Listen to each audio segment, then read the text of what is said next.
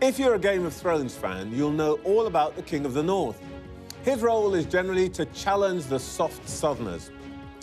It doesn't end well for most of them, most spectacularly at the Red Wedding. Labour's own King of the North, Andy Burnham's bid for a common seat won't end with him being stabbed through the heart, but it could be a political bloodbath. It's her job to decide whether he gets a chance to compete. She's sorting out the police first, probably easier than sorting out the Labour Party. And if that's not enough, the rebellious Scots and Welsh are threatening a breakaway. The kingdom, yes, but not united for long, if they have their way. Joining me this morning to discuss Andy Burnham and those policing plans, the Home Secretary, Shabana Mahmood. And can the Tories stop the flow of defections to reform? I'll be joined by the Shadow Foreign Secretary, Dame Priti Patel. Who will be to blame if Labour loses control of Wales in May? We'll hear from the First Minister, Eluned Morgan. And for a historian's take on global events, Lord Andrew Roberts will be here. Plus, with us throughout the show, the former editor of the Financial Times, Lionel Barber. The former Conservative Party advisor to Boris Johnson, Joe Tanner. And the former Labour Party political advisor, John McTernan.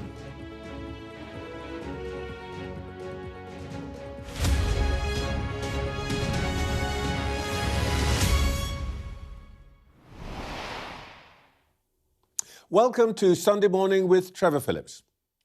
They say that history never repeats itself, but it often rhymes. The veteran Irish journalist Fintan O'Toole once remarked that the worse the world situation became, the more likely people were to start quoting his country's greatest poet, W.B. Yeats, especially those famous lines from The Second Coming. Things fall apart, the centre cannot hold. Mere anarchy is loosed upon the world.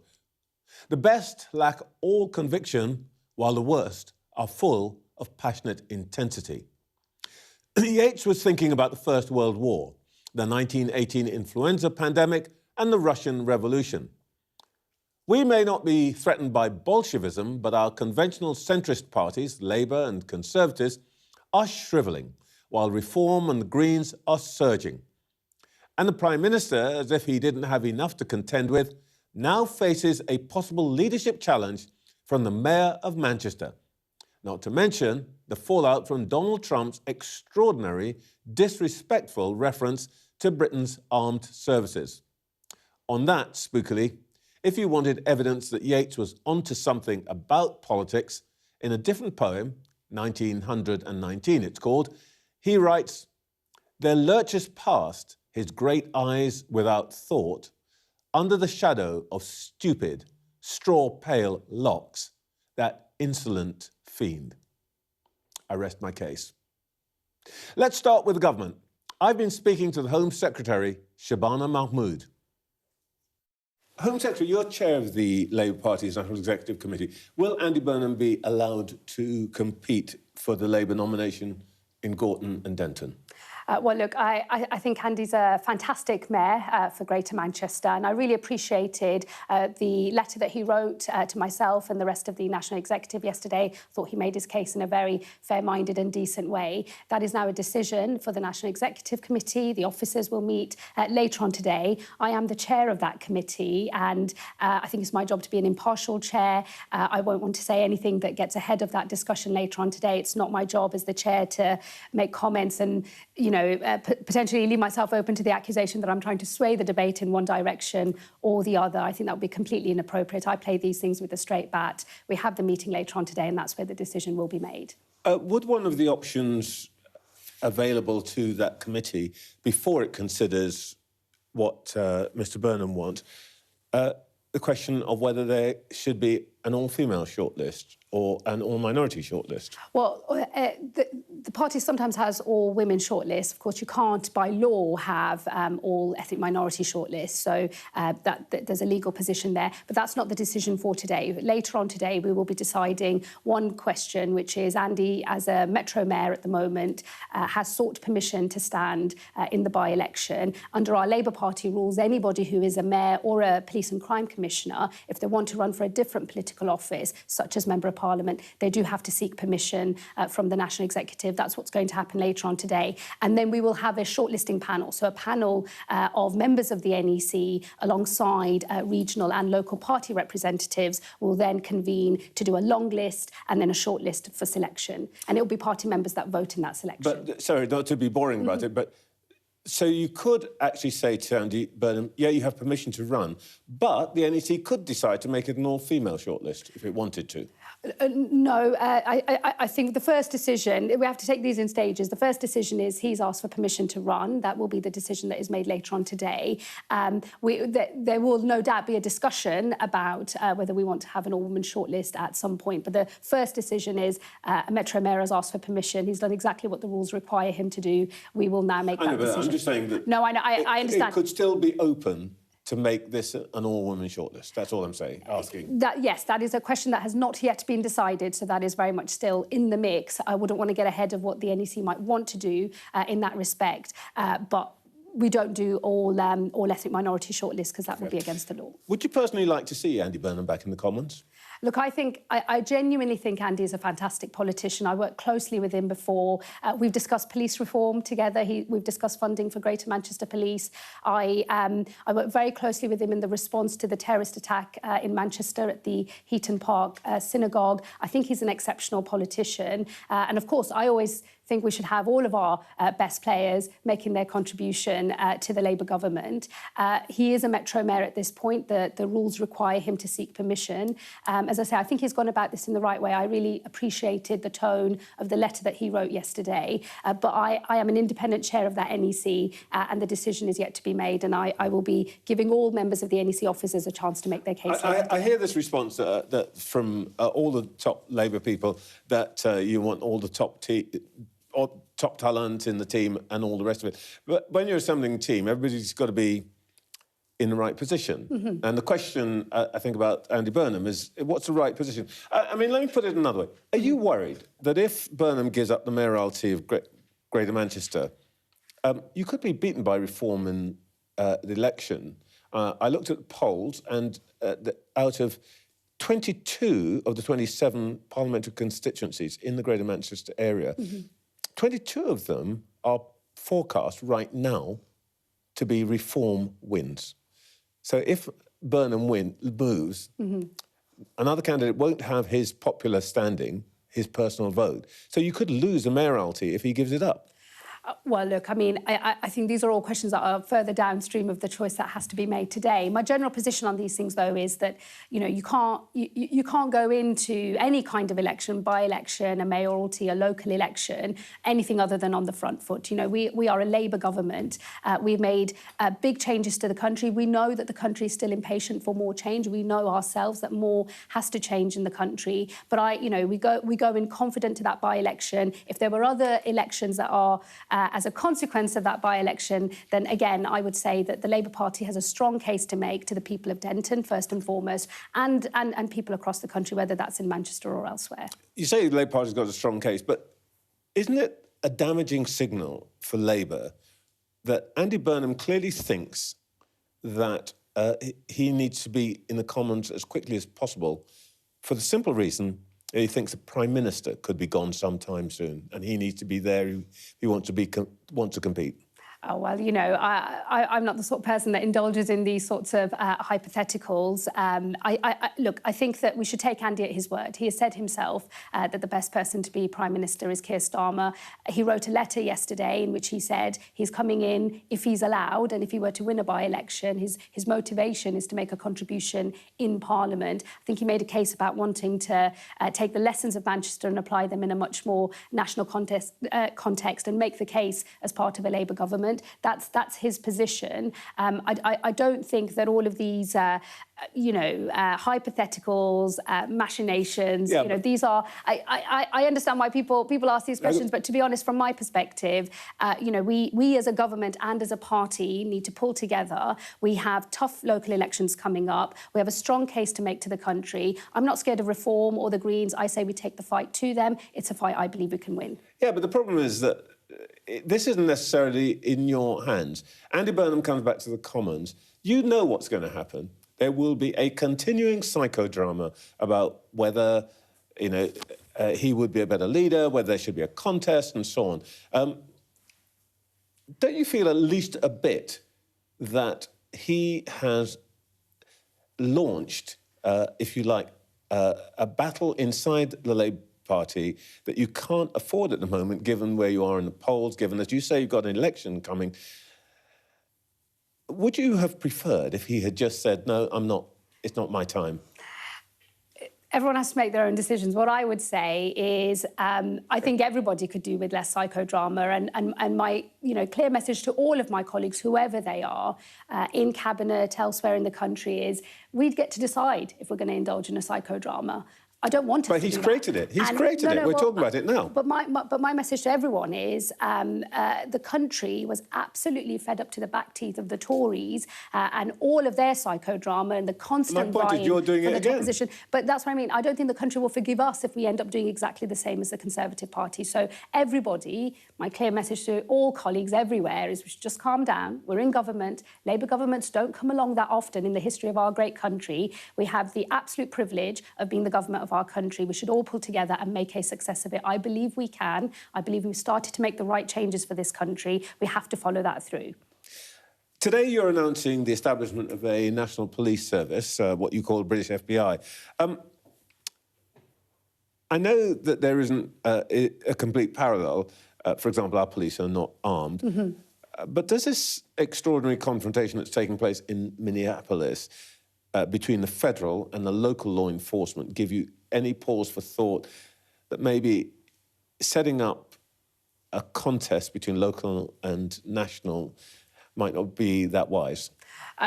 No, I'm not worried about that. And obviously what's happened in the States, there's a live investigation. And just as I wouldn't make comments about a live investigation here in this country, I don't think it's appropriate to do that for what's happening in the States. But what I would say is our system here is very different. As you say, our police are not, in the ordinary run of things, armed officers. We do have armed officers in our forces, but they are deployed in a different way.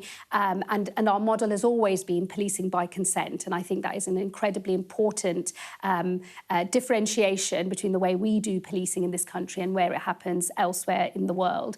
And I think that the reforms that we are making are actually about having a model for policing in this country that is able to keep pace with the changing nature of crime. So we already know there's good policing in this country. We've seen good falls in the number of murders, in knife crime, but we also know that separate to that, everyday crime like theft, phone theft in particular, shoplifting, antisocial behaviour, that's on the rise. And the changes that I'm bringing forward are not designed to put different bits of the system in competition with one another, but to actually complement each other so that we have the right policing in the right place. Well, indeed, you rightly say that, in a sense, the thing that most people are worried about are antisocial behaviour, drunkenness, shoplifting. And you've got some experience of your own in this.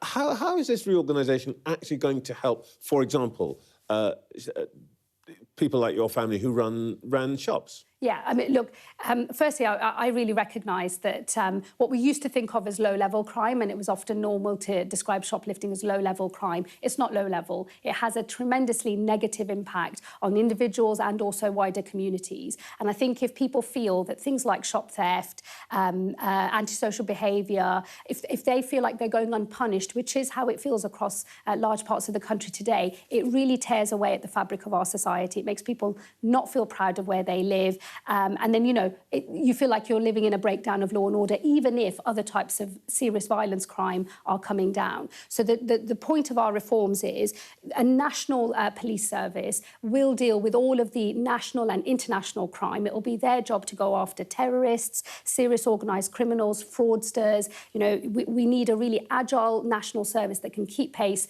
with the international criminals who change their business model all the time. We'll have fewer regional forces who can focus on specialist investigations, like for murder, for rape, for serious violence. And within those forces, we will have local police areas whose main job, whose raison d'etre, the thing they get up to do every single day is police their local communities. Well, I want to come back to you on the national crime in a second, but since 2010, shop theft is up 72%, street theft up by nearly 60%. Citizens' Advice say that 9 million people falling for financial scams. Now, I know that, you know, you had this family business. I think your father had put a cricket bat behind the counter because people would be coming in and taking stuff out. Now, Baroness Casey, when she reviewed the Met, who reduced the number of units, command units, from 32 to 12, really similarly to what you're trying to do nationally, what she said was that reduction in the number of units to become larger actually led to deprioritisation of the kinds of things that both you and I are saying people are concerned about: shoplifting, antisocial behaviour and so on.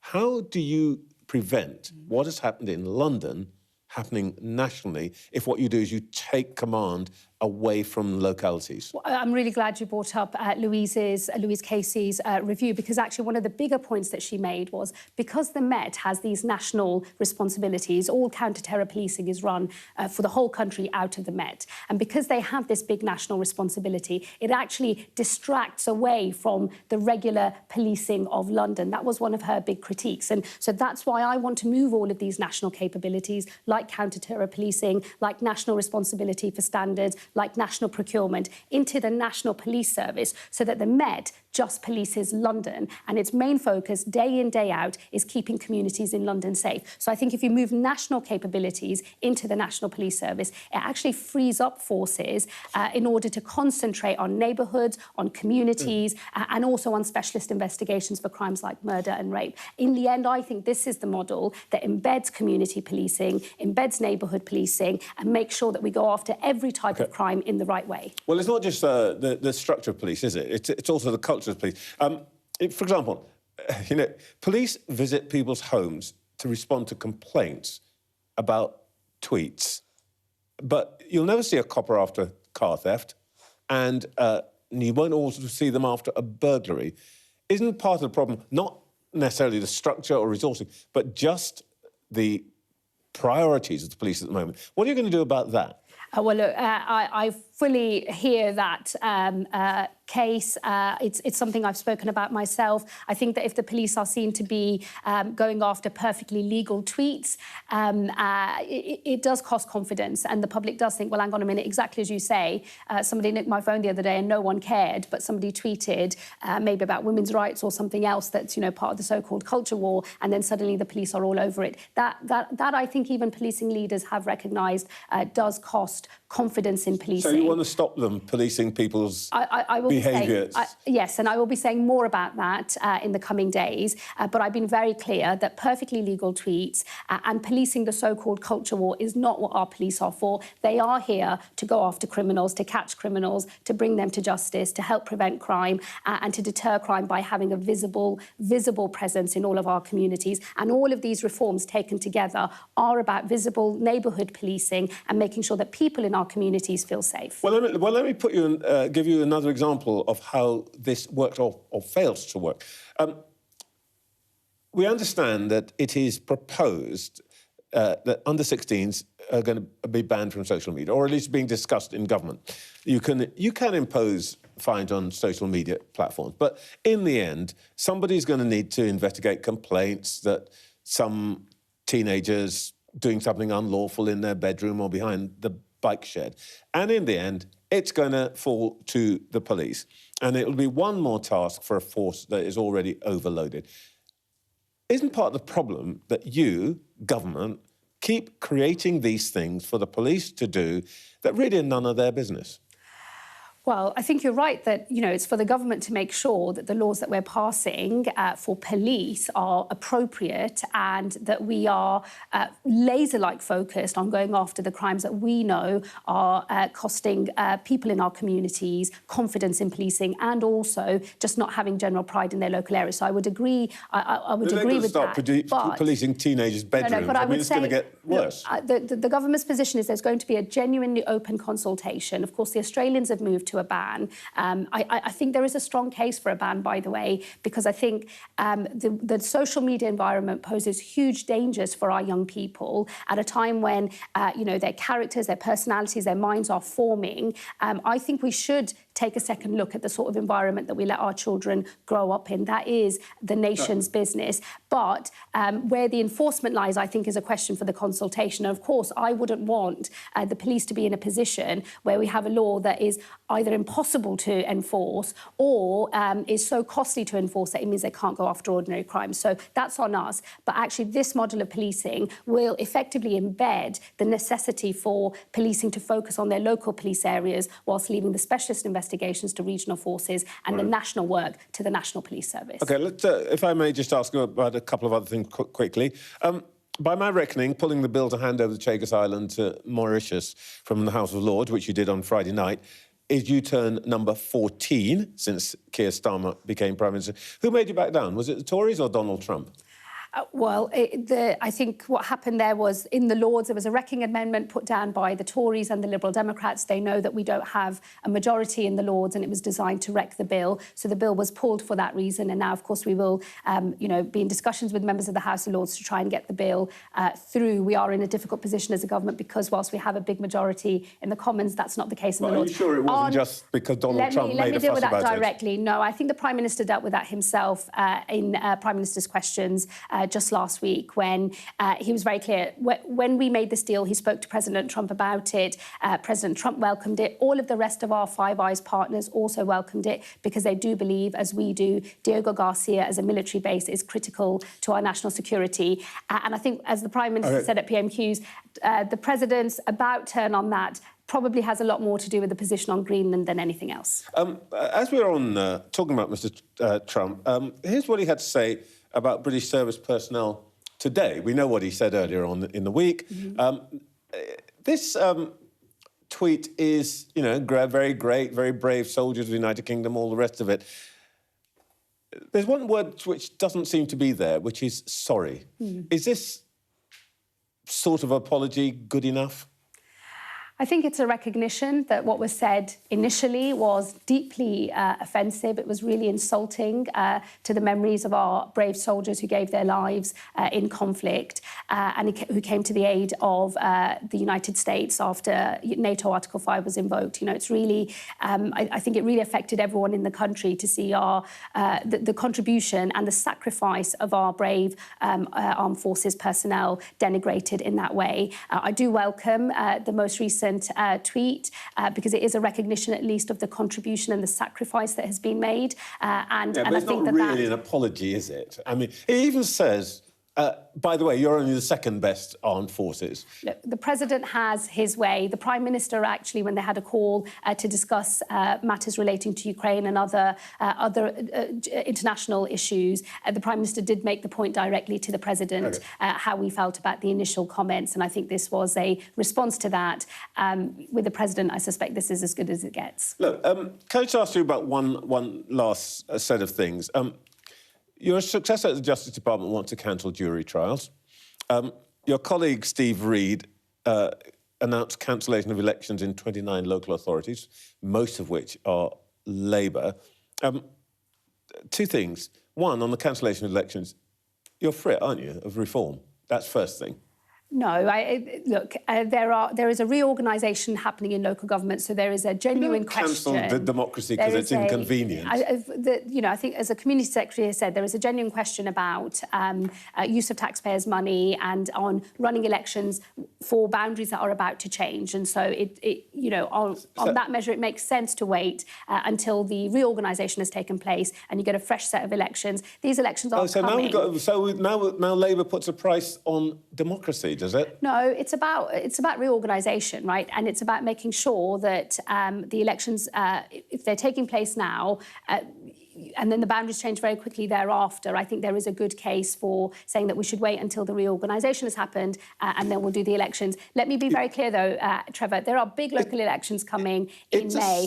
Nobody here is scared of elections. I've run election campaigns. I love them, and I'm very up for a fight. I know you did run the last general election for Labour, but, you're cancelling jury trials. You're now advocating for elections, what used to be called in the Soviet Union administrative measures. I mean, that's what Joseph Stalin did. He used that term again. Don't you feel at least a little embarrassed? No, look, there's a separate case on devolution and elections that the Community Secretary has set up. But I really do want to challenge this point on jury trials, because it is the case already that the vast majority of cases, criminal cases, are dealt with in the Magistrates' Court and never see the inside of a Crown Court or a jury. It's completely appropriate for the government to decide the boundary between those cases that are heard by a jury and those that are not. And all we are doing is changing where the boundary sits. There will still be jury trials in this country for the most serious offences, but we also have to have a justice system worthy of the name, and that is why these changes are necessary, so that justice delayed is not justice denied.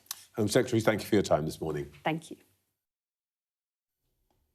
Well, let's see what our panel made of all that. We're joined all morning by the former editor of the Financial Times, Lionel Barber, the former Conservative Party advisor to Boris Johnson, Joe Tanner, and the former Labour Party political advisor, John McTernan. Well, John, you're a veteran of the Labour Party's intrigues. You must be terribly gloomy about Andy Burnham's démarche.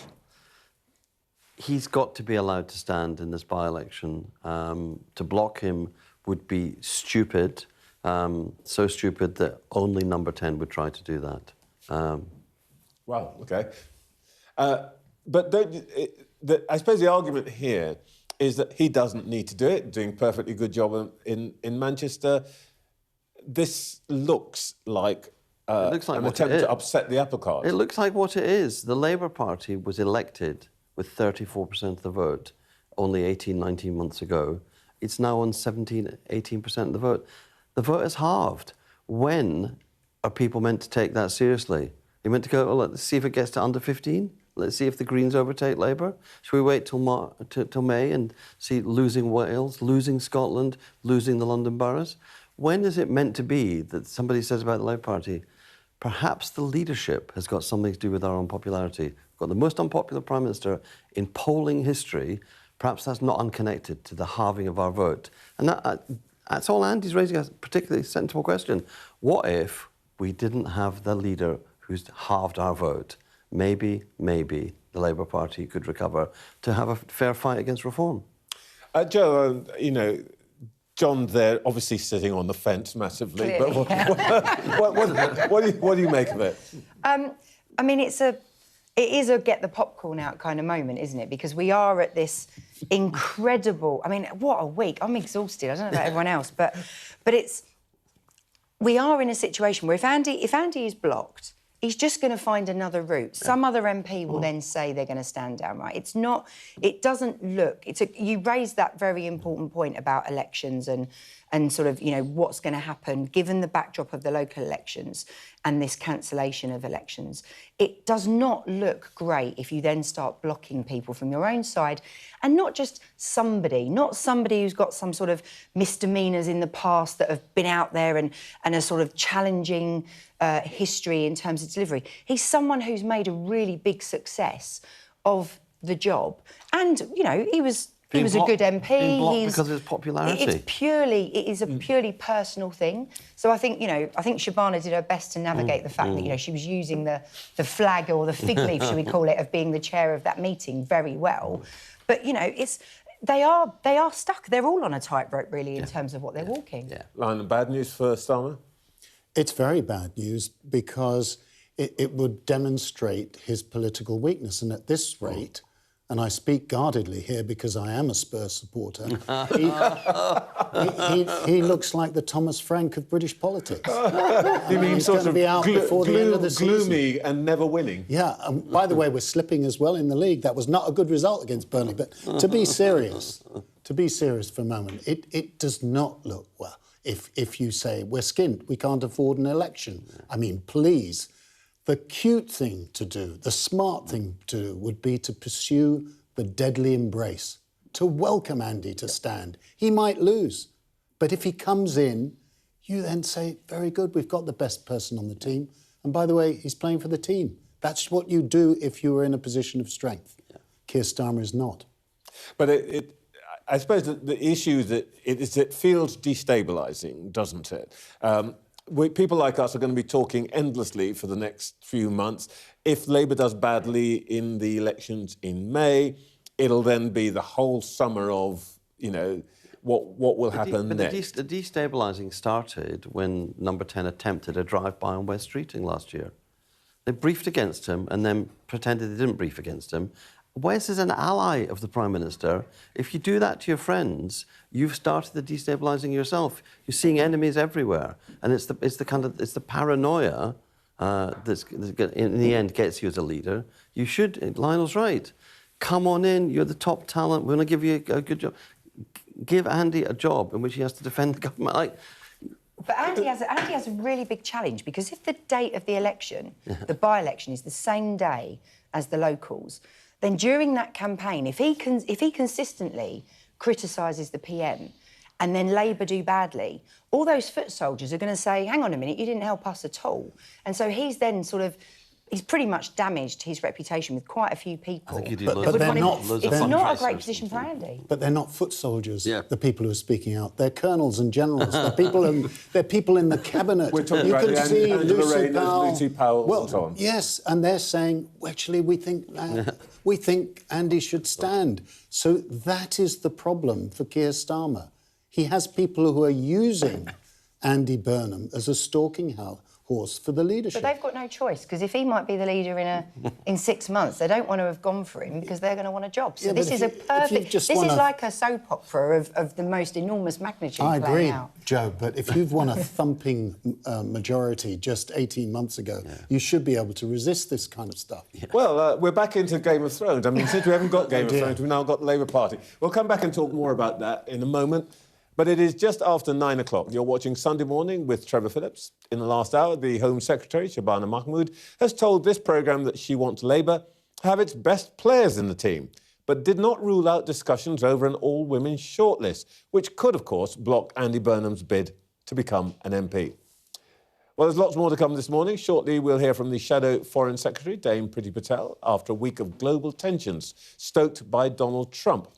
Plus, the Welsh First Minister, Baroness Eluned Morgan, as part of our series of interviews with First Ministers across the UK. And the historian Lord Andrew Roberts will be here to look at whether the transatlantic relationship is at its lowest point for some time. But first, joining me now is Dame Priti Patel, Shadow Foreign Secretary, and the former Home Secretary. Good morning, Trevor. Good morning. Let's start with foreign. Here's what Donald Trump had to say about British service personnel today. He talks about, how great our police are, our service people are, how much he loves them, and so on and so forth. But the one thing he doesn't do is say sorry. Yeah. Is this good enough? Well, I think, look, first of all, let's just start by his original comments, which are absolutely appalling, and not at all reflective or respectful or even remembering the honour and the service of those who've made the ultimate sacrifice. And, we think of them every day. Those of us that are MPs, I represent a constituency called Whittam. We had a young man die in his last tour of Afghanistan. So it's personal to the fabric of our country. So the reality is, his comments were appalling. They were all wrong. He has now understood that. And I guess you could say that his statement is one of regret. But It's no way to treat a NATO ally, that's absolutely clear. And it does a great disservice, in my view, to a country, your strongest ally, that has fought with and stood shoulder to shoulder, you know, at that time from 2001 when Article 5 was triggered for very good and strong reasons, and that was our collective and joint security at the time. Do you think he's genuinely sorry? I think he is. I think he clearly recognises that what he has said was wrong. There's no doubt about that, but, you know, he said it. And the reality is, I think there is a wider message here that he has to think carefully about making future statements in such a flippant way. That was just wrong and appalling. And it's just so disrespectful to other countries. Recognising the position of the United States of America, it is one of the most powerful, it is the most powerful role and position in the world.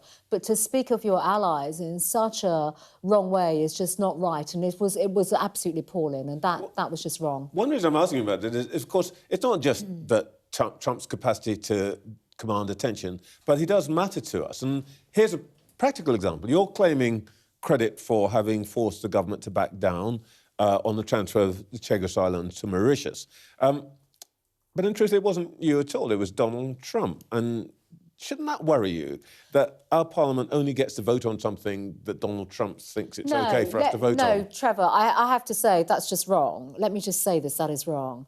I've led the work on this since last year, since this whole treaty. It's a treaty that went through Parliament, didn't actually go through any parliamentary scrutiny, and we thrashed the government on that and made it perfectly clear that we were unhappy about that, how unacceptable it was. And it was through forensic scrutiny, over 160 parliamentary questions, forcing debates, which the government did not want, you know, really putting them under scrutiny. But they didn't back off until Friday, after Donald Trump had So there are two things position here. It is right that the President spoke about this, and there's been a lot of work over the last 12 months and more interestingly over the last 4 months, and that is the silent diplomacy. My party is engaged privately. I have had conversations in the last year with the State Department as well, and there are others that we've engaged with. In fact, the reason why this has now become a massive problem for the government is because I think it was last Tuesday in the House of Commons when there was ping-pong between the House of Lords and the House of Commons, and this shows that you need to be forensic in Parliament, work as a team between two houses. I raised the 1966 treaty, which basically clearly says that Britain is sovereign over the particular territory, over Chagos, and it was a treaty with America, and that the Americans must be consulted on this. And in fact, the reason why the government had to pull its pole position in the debate in the House of Lords on Monday is because of the direct reference of the 1966 treaty, and we calls for the government to pause all of this work. In a way, that's my point, that actually it's the Americans in the background who, whether you motivated it tactically or not, but in the end, it's the American weight in the background that is now creating There's a reason impasse. for it, though. You know this, Trevor, around Chagos, and that's a military base called Diego Garcia. Indeed. And that base is operationalised by the Americans. That is crucial to our joint security, the security of America, I would argue, much of the Western world as well, in terms of military operations and the deployments from there, but also for our country. And therefore, it is an absolute disgrace that Keir Starmer, through his complete weakness, basically wanted to hand over, and by the way, this is the whole of the Labour government, hand over Chagos to the government of Mauritius. We were the ones that did the scrutiny on the £35 billion that we would also give to the government of Mauritius. What that means for our country in terms of denuding our national security, lack of transparency, lack of accountability. £35 billion of British taxpayers' money, not even going through the forensic scrutiny. The government tried to hide all of this, and that is not acceptable. You worry about the closeness of the Mauritian government to China, as do the Americans. Maybe there's a threat closer to home. How concerned are you about the permission granted to China to build a supersized embassy in London? So that should never have gone ahead, that planning permission and the planning grants that have been given in the last week or so. And we know, I mean, we've discussed this previously on your programme. I was once Home Secretary. You know, we've had spies at the heart of Whitehall, Westminster. I've had to deploy MI5 in terms of sending out notices. We brought in the National Security and Investment Act of Parliament because we had Chinese state-run entities trying to buy our businesses, in fact, buying certain businesses that had data-sensitive information This was the about British Huawei nationals. problem. So and that's that's just me scratching at the surface. There's a lot more. Then you've got transnational regression, human rights breaches. We've got the whole case of Jimmy Lai taking place right now, which was a political show trial. He is still in prison. And all this while, you have human rights breaches. Keir Starmer, who, having done terrible things to this country's economy, is now off on a plane, jetting off to Beijing because he wants to secure a trade deal. Do you want him not to go to China? Well, I don't think he should. So I don't think he should. We already have economic ties with China. We have economic trade taking place. But he should be basically putting pressure on China to stop the cyber attacks, to stop the espionage, to stand up and confront Beijing on Jimmy Lai and what has happened with that particular case. And instead, all we see is him kowtowing to China. So is it your position that the British Prime Minister shouldn't go to China, which of course is a huge trading partner and so on, until they do something about, principally about the Jimmy Lai situation? So there are major issues. Transnational repression. You see that there are British nationals overseas now living in this country because of the Hong Kong National Security Act and law that was passed that are literally being persecuted. There are bounties on their head, and that's through Chinese operatives from the state of China, run by the Chinese Communist Party in our country. I say to Keir Starmer, get a grip of those fundamental issues before you start jetting off to try and line pockets and do so-called trade deals, because this is simply not good enough. He's putting the national security of our country at risk. He's already put the economy in jeopardy. Everyone can see that and they can feel that. But standing up for your country and going to China from a position of strength is what he should be doing. Currently, he's on his knees and he's going there in a position of weakness. As you pointed out, you were Home Secretary. Do you support what your successor is doing to reduce the number of police forces? Well, I think let's just make a few points about this first and foremost. The National Crime Agency is already the FBI for the United Kingdom that deals with many international cases. We've had some big cases. But you want to bring some of the other national agencies let me just come on into the same umbrella. It's not all agencies, by the way. It is not agencies. This is about creating new regional police forces. And I think the British public, first and foremost, we've got to see the details. We don't know the full facts. We've only just read a government press release on this. We need to see the details. The British public want local policing. They don't want to see new regional shiny police headquarters with cops sitting inside looking at computers every single day. They want to see the police officers working in their community tackling local crime. And this comes off the back, as you know... To be fair, she said to me this morning that underneath all of this, there will be new local hubs as well. Well, we need to see all that, because she's saying that to you on television. She's not explained that publicly, fully yet. Maybe she'll come to Parliament belatedly and do that tomorrow. But the other point to make, Trevor, is that we have a government that is cutting the number of police officers by 1,300 in England and Wales. As you know, my time as Home Secretary, we empowered the police. We brought in 20,000 more police officers. We put resources in when it came to their skills, training, development, tasers, safer streets.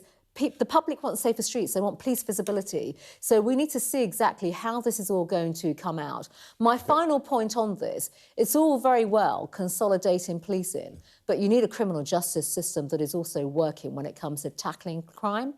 We've got a government that basically is scrapping jury trials. We've got a government that is letting prisoners out of prison early and accidentally, and these are dangerous offenders as well. Well, you did the same. You let them... I personally did not, no. Your party... Not early release, no. So these are the fundamental issues that matter, and the government has to be accountable on this, because when it comes to the public, they want to have public confidence. The public must have confidence in our criminal justice system and policing. And I think right now that is hugely questionable, because there's no additional finances or resources for any of this. But you do accept the principle of the idea of a British FBI to deal with some of the big... So, look, come on, Trevor, that's not new. So Let me just say that is not new. I said that in October 2020. And that's why we had big programmes such as Operation Venetic, which was tackling international crime. Okay. That's why the Home Secretary has warrantry powers. That's why she works across our intelligence and security services. That is not news. So that is,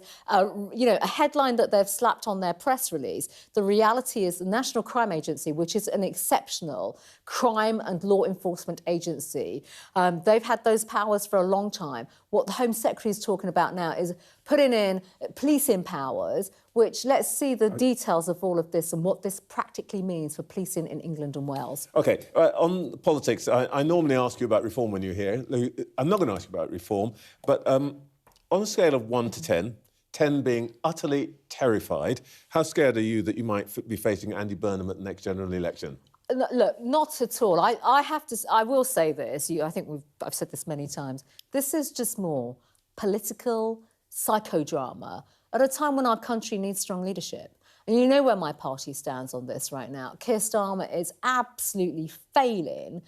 14 U-turns, his party's in disarray. They had, large majority not that long ago, 2024, and he is now squandering all of that. He's a weak Prime Minister, which has opened the door now so you want him to stay, really, don't you? Political machinations at a time when the country doesn't need more turmoil and psychodrama. And it's not going to benefit people when it comes to their jobs. It's not going to get inflation down. This just shows how weak the Labour Party is, Keir Starmer is, and it shows something that fundamentally really just sums them up. They haven't got Britain's interests in their hearts or in their day-to-day work at all. They're too busy literally gossiping, participating in psychodrama.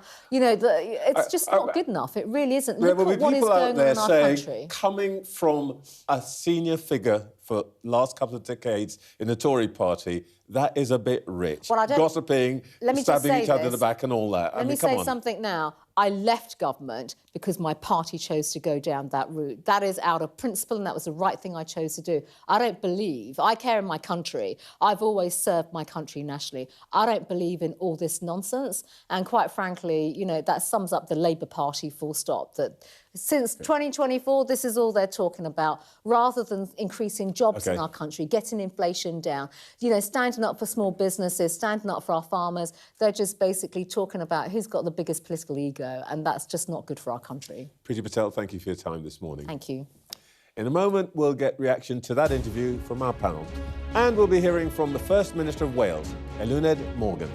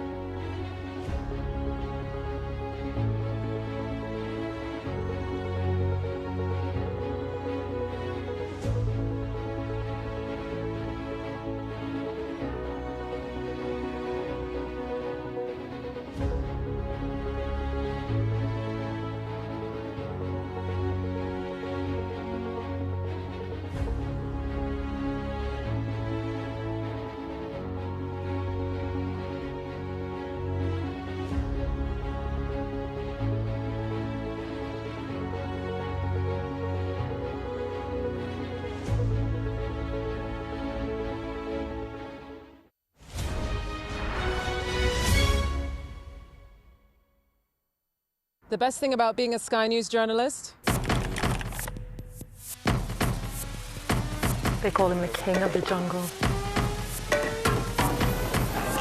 Being a Sky News journalist. Yusra Al-Baghir has this report. And this is what's left of it. As a woman of colour, how did the Harris campaign speak to you? People risk their lives to speak to us for this report. Mr. Zuma, Sky News. We're trying to see as much as we can. What's the best thing about being a Sky News presenter?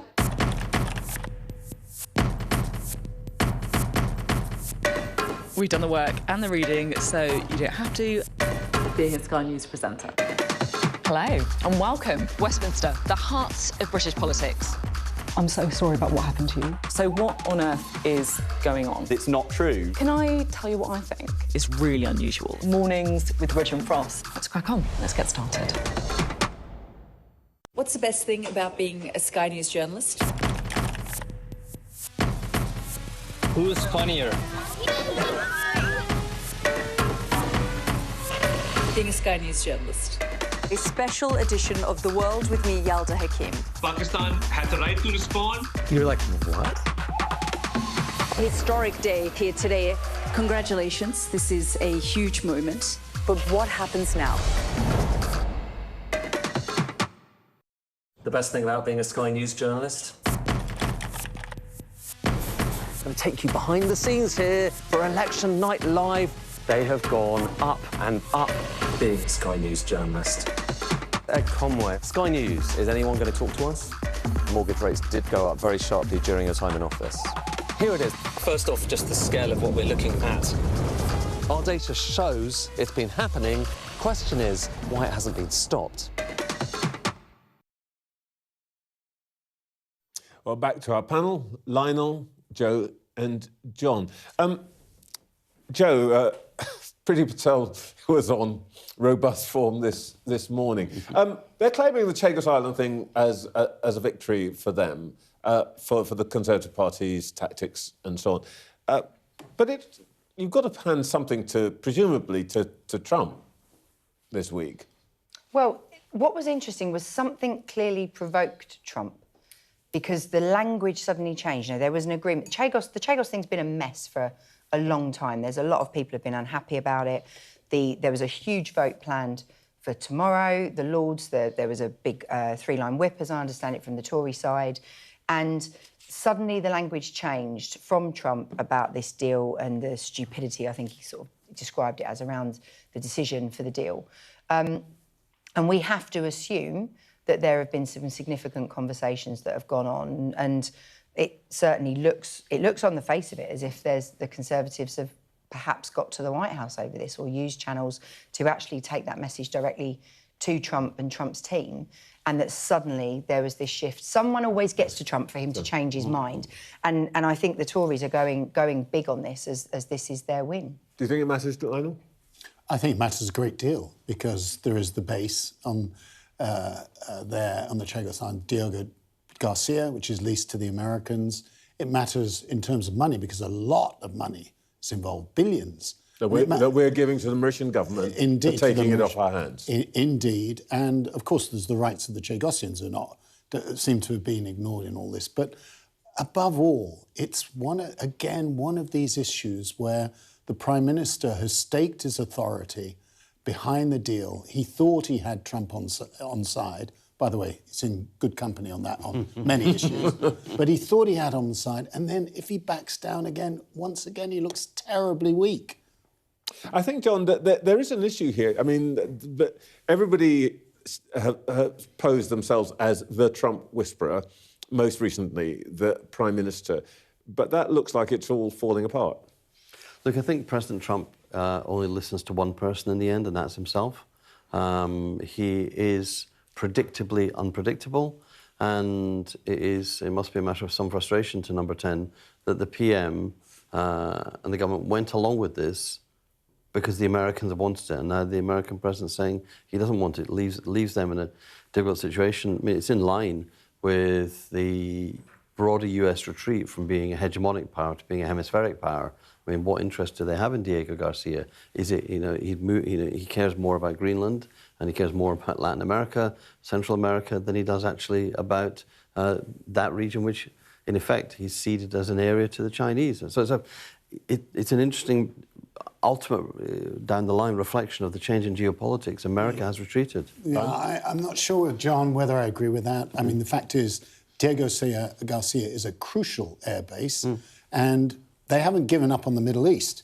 I mean, you may see action again there on Iran, perhaps. So it's they true. being the Americans. Yeah, the Americans. It's true that the Donroe Doctrine, Venezuela, Greenland, they have moved more towards being more attention to the Western Hemisphere, but they have not given up on global power projection. And in that respect, the Diego Garcia base is crucial. Domestically, Joe, she didn't rise to my bait on Andy Burnham, but I took slightly from her kind of ire about Starmer's weakness and all of that. Actually, she'd quite like Starmer to stay where he is, because, you know, if you're fighting a political party, you want the worst possible leader possible. And she described Starmer really as their ideal leader. Well, and not only that, but also she kept describing it as the psychodrama. It's ironic that sort of Labour are learning from the Tories on something, who've managed to do it so well. To her credit, she accepted. Which she did, and you know, and you can't deny what happened to the Tories. But at the end of the day, even if you think about, is it Starmer that you want? It's not even just that. It's really helpful for the Tories and for the other parties, which is terrible generally for where we are in terms of actually getting anything done in this country. But having the infighting, having someone who's, you know, having the domestic dramas in terms of, it's not even domestic as a country, it's domestic to the Labour Party. Having that stuff as a distraction, having the public think, hang on a minute, this isn't improving, you know, my bills, it isn't improving how far my wages are going. All of that just looks like the country is a second priority. And that is ultimately, for the Tories, it's a gift. For Reform, it's a gift. For any of the parties, it's a gift. It's a gift for any insurgent party. The Greens on the left, Reform on the right, they're both saying this system is not working. It's not working for you. It's not working for the country. And the thing about politicians is politicians do like talking about themselves, and this is just feeding it. And I think it is a terrible thing for this to become a genre for British political parties when they're in government. And how many subjects have we actually touched upon this morning that have got anything to do with most people's daily lives that are watching, really? These are much bigger things. These are world events. These are reorganisations in public sector, you know, around the police. How much of this really do people think this is a government that's actually making a difference to me? They're not getting that sense at all. Well, where Preeti Patel is right is that it is not in the national interest at all at this time of unprecedented turmoil, international crisis, your most solid, reliable partner that's provided security for 80 years for this country and continental Europe, the United States, very fractious, difficult relationship. The last thing you want to do is have a weak government. This government should be looking to work in concert with France, Germany, Poland, not necessarily joining the European Union or anything, but this is what's necessary. Let's not open that one today. OK. I didn't mention the word, Trevor. OK, the First Minister of Wales has told this programme that there's a real possibility of the breakup of the United Kingdom following May's elections. Baroness Eluned Morgan said that the elections could have profound implications not only for Wales, but the whole of the UK. And Sir Keir Starmer will be under a lot of pressure if Labour performs badly. I spoke to her as part of our series of interviews with First Ministers around the UK. Eluned Morgan, you, a month ago, vowed to keep Welsh Labour the most successful democratic party in the world, is the phrase you use. Now, Wales has been Labour for over a century. In this May's elections, it's likely you're not even going to be the largest opposition party. What happened? Well, there's a challenge ahead of us, and these are tricky times, and we're clear about that. And for the first time, we have a situation where two pro-independence parties could gather together and really start on a genuine separatist move when it comes to Wales. This is not something that people have foreseen, but there is a real threat, not just to public services in Wales here, but also to the union. And the breakup of the union is something that I think we need to take seriously. But we have a job to do between now and May as a Labour Party, as a Labour government in Wales, to make sure that people know there's a choice. Welsh people at the moment don't appear to see it in the way you see it. And the thing that I find most striking about this is that 3/4 of the people who voted Labour in 2024 in UK elections now say they're going to vote for somebody else. Whose fault is that? Is that you or is it Keir Starmer? Well, look, we've got to take our share of responsibility. It is difficult when you've been in power for 26 years. And there's a lot of volatility around at the moment. These polls have been bouncing around It's not for a happening to while. the SNP in Scotland. Well, they have not been in the same situation as us, where you have the same party in government in Westminster and in Wales. So, yes, there's an issue, and I hope that people won't take this opportunity to send a message to Keir Starmer. He is not on the ballot paper in this election. I'm on the ballot paper. Keir Starmer is not. That's interesting, though. Is there a fight for you to persuade people that what they're voting about is you and Wales, rather than making a judgment about the performance of Labour at Westminster? I think that is what we have to persuade people of between now and May. I've been really clear when it comes to Welsh Labour values. I've stood firm on things like the winter fuel allowance. I thought that would be terribly damaging to people in Wales. I was firm when it came to the two-child benefit cap. I was stood firm when it came to welfare reform. Our values in Welsh Labour remain the same, irrespective of what's happening up in Westminster, whether that's a Tory government or a Labour government. Is the problem that you have that whatever you do, you're effectively being torpedoed by the fact that your government, same party in Westminster, has had 13, possibly 14 U-turns, that it is implemented unpopular policies or brought forward unpopular policies like the scrapping winter fuel allowance, that there is a loss of confidence in Westminster, and basically you're a victim of the fall-off in support for Labour nationally?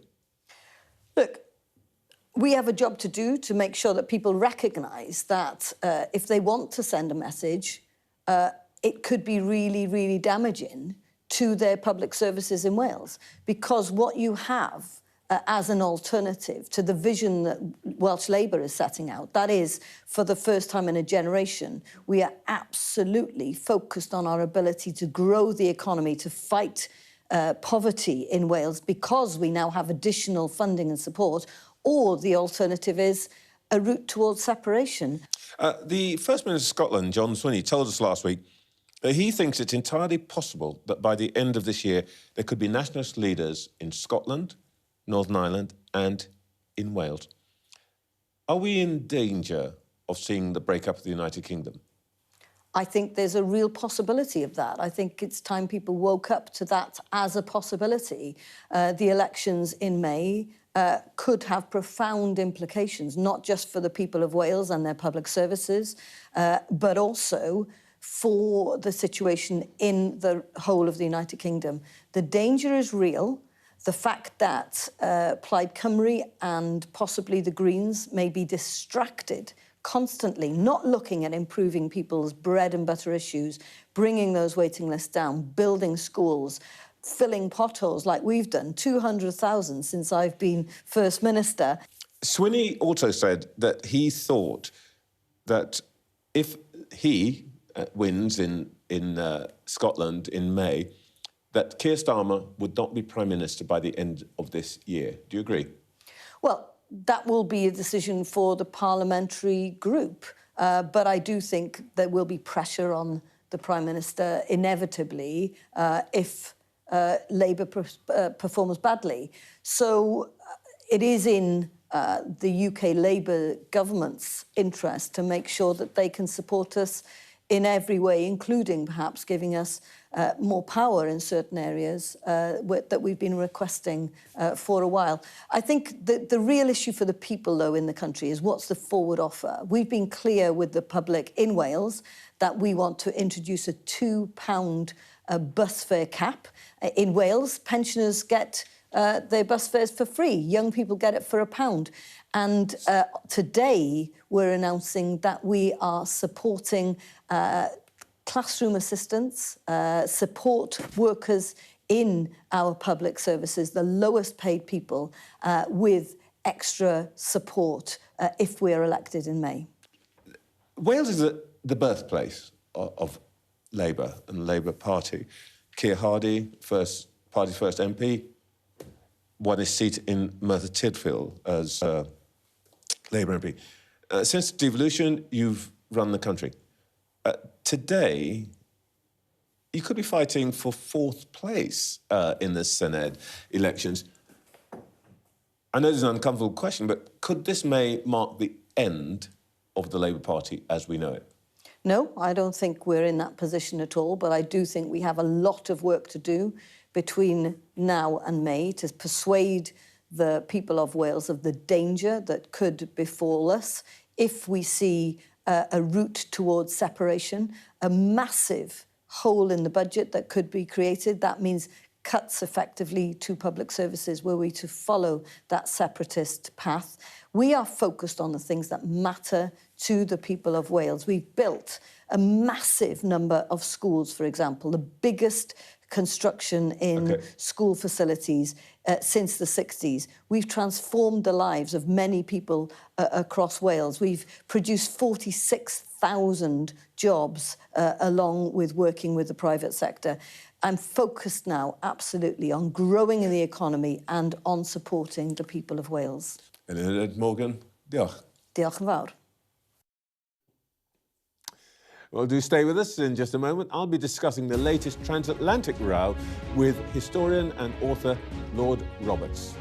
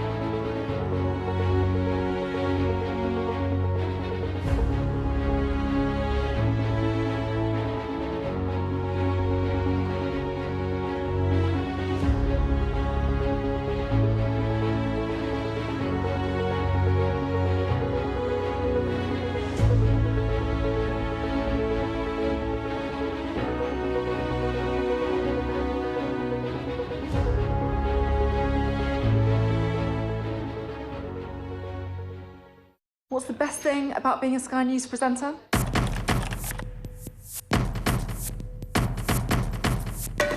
We've done the work and the reading, so you don't have to. Being a Sky News presenter. Hello and welcome. Westminster, the heart of British politics. I'm so sorry about what happened to you. So what on earth is going on? It's not true. Can I tell you what I think? It's really unusual. Mornings with Richard and Frost. Let's crack on. Let's get started. The United States marks 250 years of independence a little later this year. Its relationship with the United Kingdom has rarely been as stressed as it has been under the current president. Sir Keir Starmer is having to walk a tightrope of diplomacy with Donald Trump as he tries to hold together the so-called special relationship.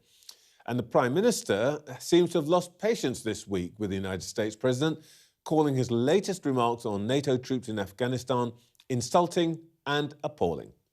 Well, let's get the thoughts of the historian and author Lord Andrew Roberts. Morning, Andrew. Morning. It's 250 years, as I said, since the United States declared independence from Britain. Is it time for us to reciprocate and declare independence from the United States? I think we might have to, in military terms. There's a very good and serious danger that we're going to have to create a kind of non-US NATO, a form of democratic countries based on NATO, but without the United States, because you can't trust a 99% guarantee. Article 5 has to be 100% or nothing. And it's quite clear, I think, to many people that if President Trump were faced with a Russian incursion into Estonia, he might well not go to war with Russia. Well, that's very interesting. I mean, this, of course, revolves around Trump's character. In 1776, the American derided King George III as mad. You know what I'm going to ask you next, don't you? I do rather. First of all, can we just point out that George III, whose biography I wrote, was mad in specific areas. He never became irrational politically, which I'm afraid is what we are getting from President Trump. His comments are more and more unhinged. The one about NATO, which he has apologised for and he has rowed back... No, sorry, he didn't apologise for. He didn't apologise. He's rowed back, in a sense, by saying how brave British troops were. But that was not an apology. And it was unhinged, so, or at least ignorant. It was a combination of the two, really. And so we are in a pretty... I mean, you've invited me on because I'm an historian, but there's no historical parallel for the United States turning into a rogue state over the last 80 years. Well, there's a lot of talk about the end of the rules-based international order.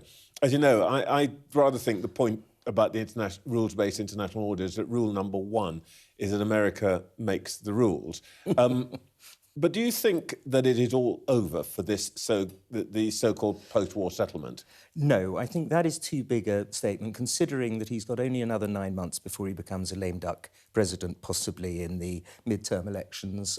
He's the most unpopular president since Nixon at this stage. So actually, there's a good chance that a lot of this is, especially the Board of Peace, for example, is just sheer bluster and an attempt to see a way that he can stay relevant after his presidency. And so I don't think that we can assume that that automatically whoever follows him is going to be even more sort of difficult and unpredictable as him. But what we're seeing is, to some extent, part of a longer-term trend, isn't it? I mean... I was struck. This month marks the 40th anniversary of the Westland affair, when Michael Heseltine resigned from Margaret Thatcher's cabinet on the grounds he wanted the cabinet to support the building of helicopters here in Britain in partnership with European countries, whereas Mrs Thatcher and her trade business secretary, Liam Britton, wanted the firm to be taken over by an American firm, Sikorsky, and build the helicopters in concert with the Americans. Now, the transatlantic relationship we take, and Mrs Thatcher got her way, we took the transatlantic relationship for granted, but is it running out of time? Yes. Really, that was a key moment. Westland was a key moment in 1986 for the fulcrum to tip. Although, of course, the Americans have given us an umbrella as far as defence is concerned since 1945. But the interesting thing that strikes me with regard to all of this is that public spending now is at its highest level it's been as a proportion of GDP since 1976, i.e. 10 years before Westland. And at that stage, we were spending 5% of GDP on defence. Now we're at 2.3 to 2.5, with only a aspiration to put it up to 3.5, which is not going to be enough if we haven't got the Americans on side. In fact, it's going to cost us billions to pick up the nuclear missiles for our torpedoes for our submarine fleet, but also the nuclear missiles for our submarine fleet, and actually bring them over to Britain. So in order to have any kind of defence independence, it's going to cost us an awful lot more, and we're going to have to find the money for that somewhere. In practice, can we actually project power without the Americans right now? Because someone told me that our biggest aircraft carrier has to have American supply ships around it. Yes, we can, so long as the Americans aren't actively against us. And that's the dangerous situation. As I was saying about nuclear missiles, we can fire them, but then we have to go back to America to get any more. You know, this is the issue. If we are going to pull away from the American orbit or be thrust away from the American orbit, it's going to be a tremendously expensive process for us. One last point, Andrew. In May, there's going to be elections to devolved government in Wales and Scotland. John Swinney told us last week that he thought there'd be nationalist leaders in Cardiff, Belfast and Edinburgh. This morning, we hear from Eluned Morgan that the breakup of the United Kingdom is plausible. Do you agree? One can see why Baroness Morgan was saying that, obviously, as a way of trying to scare Welsh voters into the Labour camp. Wales, the popularity of Welsh independence is running between 20 and 30%. So even if they did get a referendum, they would lose it. And there's no saying whether they would get it. The Scottish had it, of course, which they said was a once-in-a-generation referendum. And the idea that you can have them just until you finally win is not right. It's a bit like Oliver Cromwell saying of Charles I that we can lose 99 times and he is king still, but if he wins once, we all lose our heads.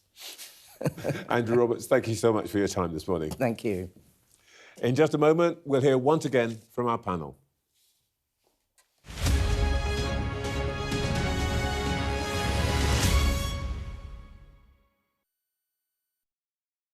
I'm David Blevins, one of Sky's US correspondents, based in Washington, D.C. Conor, what did you say to the President? What did you say? He's had a great meeting with him. He's a great man. David Blevins from Sky News. Fire chiefs say that they're really stretched to the limit and running out of water. What have you got to say to that? Sky News in the UK. Why do you think the President should intervene on Iran? I think Iran acquiring a nuclear weapon is an acute threat to the national security of the United States. Free wherever you get your news. Go ahead, back white jacket. Deborah Haynes from Sky News. He called you Daddy earlier. No, he did it very affectionate. Daddy, you're my daddy.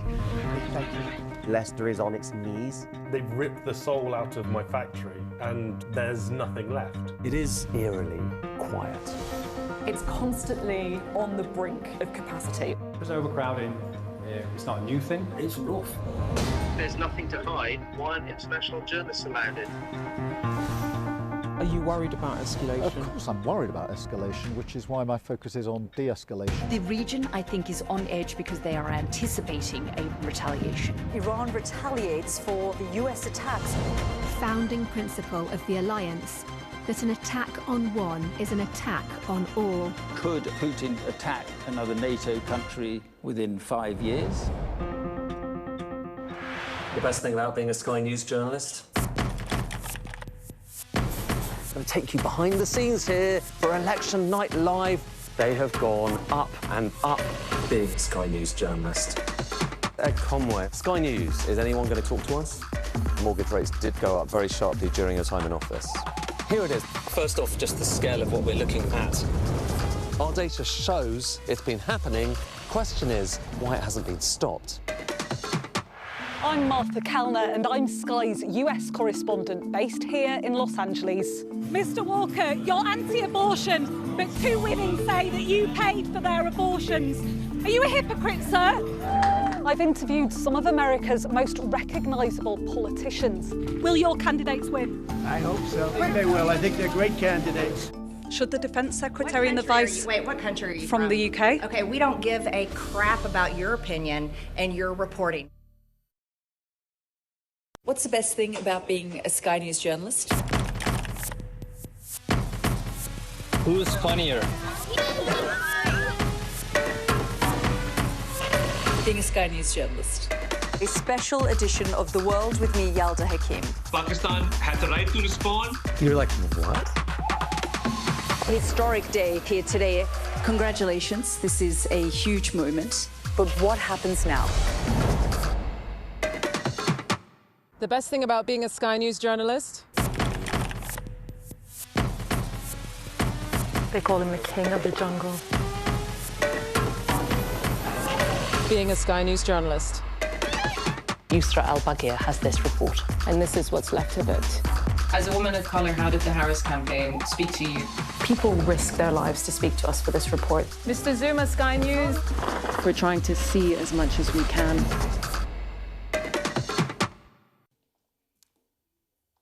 Back to our panel, former editor at the Financial Times, Lionel Barber, former Conservative Party advisor to Boris Johnson, Joe Tanner, and former Labour Party political advisor, John McTernan. OK, I'm obviously stereotyping and going to you, John, on this issue of the breakup of the United Kingdom. Andrew Roberts says it's not serious. Swinney seemed to think that we are heading in a direction. What do you reckon? So the thing about John Swinney, and I respect him as a person and as a politician, he doesn't take seriously the defence of the United Kingdom. He doesn't ever address fully and head-on the fact that when the Russians infract our airspace, it's over Scotland. When the Russians are lurking, trying to follow our submarines, it's in Scottish, or just adjacent to Scottish territorial waters. I think the defence case, which is one of the strongest parts of the premiership of Keir Starmer has been strengthening defence and being stronger on security with European allies. But he wants nuclear submarines out of Faslane. But see, I think that I cannot believe that seriously, any serious Scottish politician could say the one thing we should do is leave the United Kingdom, leave the nuclear umbrella, leave the protection, because you can no longer say that NATO is a stable organisation to be in, and then America's not a stable ally. So I think the defence piece probably makes the case for the United Kingdom. In the end, there's got to be a political case for the Union. I think there is no country in the world which has been a tax and welfare union that's ever separated. So I don't think we will, but the defence case is now further strengthened.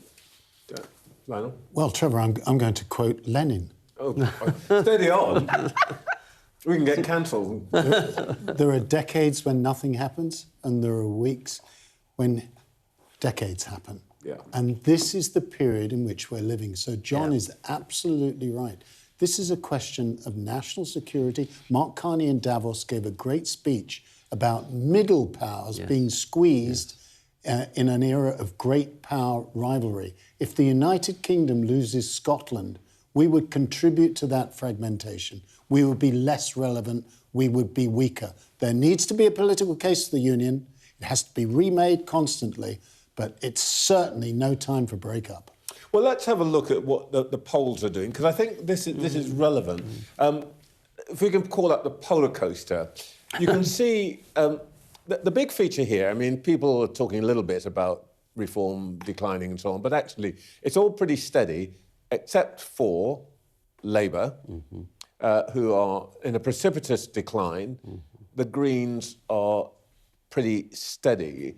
The reason I raise this, Joe, is that it seems to me that the nationalists, both in Scotland and in Wales, are probably doing well because these are places where Labour historically has been the default vote. But now, looking at this, they're looking for alternatives, and the alternatives they're finding are Plaid in Wales and SNP in Scotland. Yeah, but these are also theoretical conversations before the arguments have been properly set out. I mean, a lot of the polls that we've been seeing, we're living our life on this polar coaster, essentially, because, you know, just because Reform do not have an up, oh, they're flatlining, oh, they've peaked, or they have a bit of a dip. We're not really having the arguments played out. And I agree with John, you know, the big thing about the breakup of the union is there are financial questions, there are serious practical questions, and the defence and security is one of the hardest ones to solve.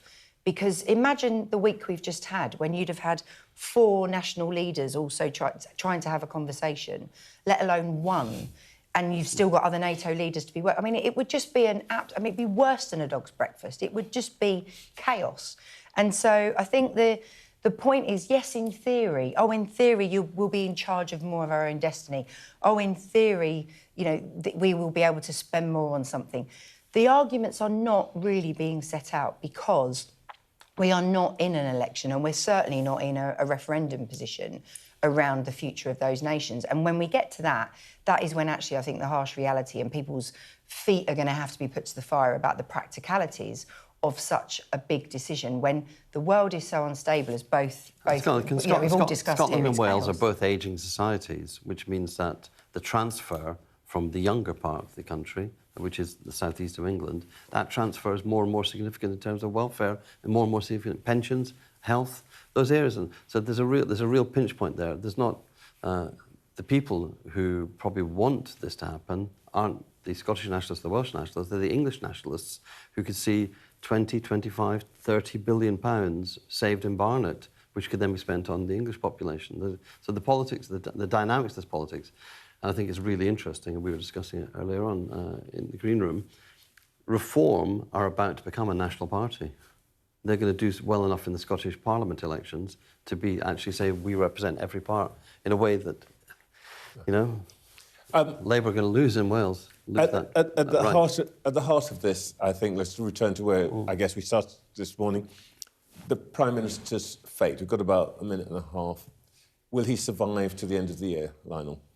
Oh, you're putting me on the spot. Yep.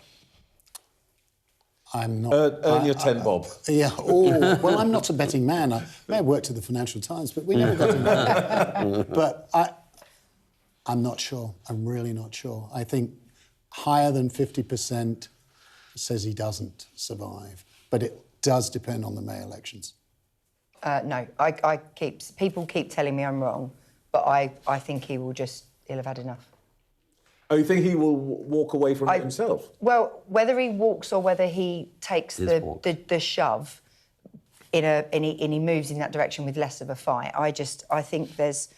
I mean, I'd be knackered if I was him. I mean, it is like a constant... It is a constant attack. And it's not just internationally. It's from all sides. And at some point, you surely have to think, maybe I'll take the hit. John, I know you favour this outcome, but is it, in 20 seconds, is it procedurally possible? Yes, it is, and I think Keir Starmer would make a great Foreign Secretary in an Andy Burnham government. Keir Starmer would make a great Foreign Secretary in an Andy Burnham government. It sounds to me like you've already been having that conversation somewhere, John. No, he's so good on the international stage. Why would you want to lose that ability? It's where he flourishes. Well, thank you very much. On that bombshell, as somebody once said. That's it. I'll be back next Sunday, 8:30 in the morning.